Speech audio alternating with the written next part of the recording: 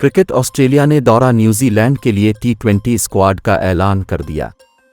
Cricket Australia की जानिब से ऐलान करदा स्क्वाड में Mitchell Starc, PAT Cummins, Travis head और स्टीव स्मिथ की T20 टीम में वापसी हुई है।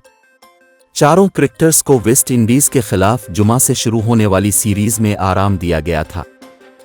इसके अलावा मिचेल मार्श को T20 टीम का कप्तान बरकरार रखा गया है, जबकि Tim David Warner, Adam Zampa, Glenn Maxwell, Matthew Wade और मार्कस स्टोइनिस भी स्क्वाड का हिस्सा।